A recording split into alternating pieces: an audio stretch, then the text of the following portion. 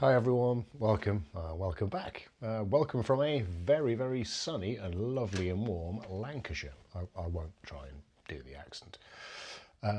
Want to talk to you today about the derivation of safety requirements following any form of deviation-based analysis.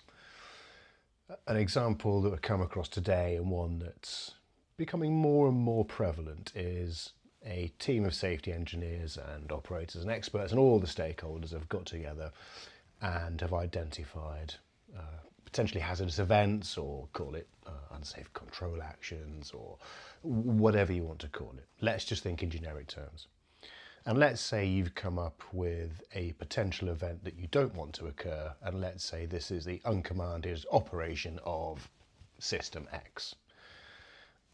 And probably lots of more different events that you can readily identify. And of course the next step is to come up with safety requirements that will aim to prevent and mitigate in some way that event, that hazardous event, or that event from occurring. Now, the one we had today and we was reviewing was, as I mentioned as an example, the uncommanded operation of System X. And the mitigating safety requirements in this case were to have an alternative means of commanding the operation of System X. And of course, that may be necessary, but it doesn't do much for uncommanded operation. And we see lots of instances like this when we're reviewing deviation-based analyses and subsequent safety requirements. The way to think about this is, once your insert name of deviation-based analysis is complete and you have your list of events that could potentially happen and you want to look at protecting, preventing, mitigating it that way, is to think of the four keywords for safety requirements. And they are prevent, protect, recover, and mitigate. Now, they won't always be applicable in every case, but if we take each one in turn, we can think about what we're aiming to do with these particular safety requirements that we are deriving. So the prevent type of requirements are safety requirements that are elicited to prevent event X from happening in the first place.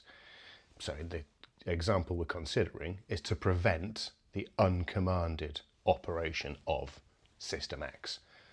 And hopefully you can see now that by having a safety requirement that says have two means of commanding does very little for that particular event. So that's the prevent. If we are unsuccessful in preventing event X from happening, then we need to have a protect type of requirement.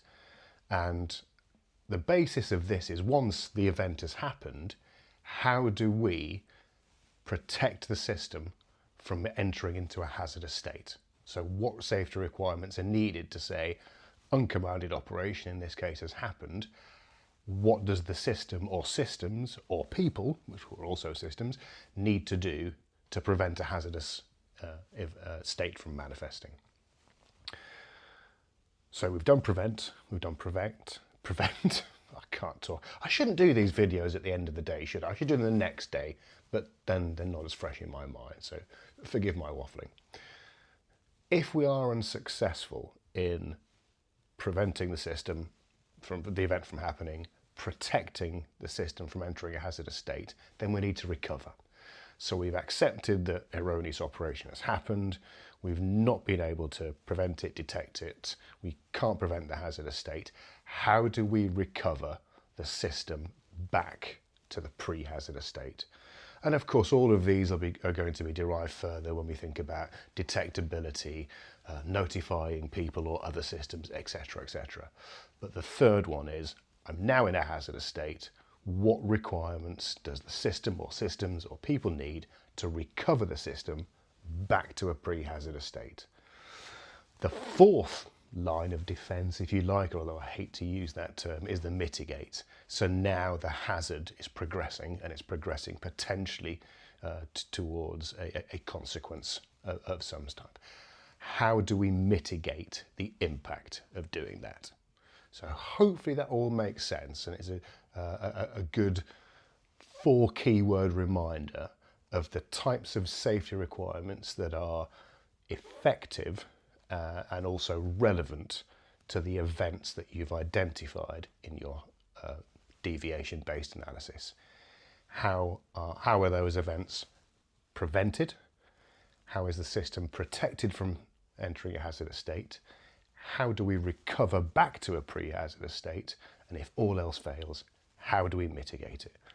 Prevent, protect, recover, mitigate. Leave that one with you guys. Thank you very much for watching. Please do share widely. What, do it again. Why can't I say wide? Share lots. That'd be easier. Please share lots. Do subscribe. Do continue to keep on watching these videos. Why? You know it. All the cool kids want to be safety scientists. Cheers, guys. See you next time. Bye-bye.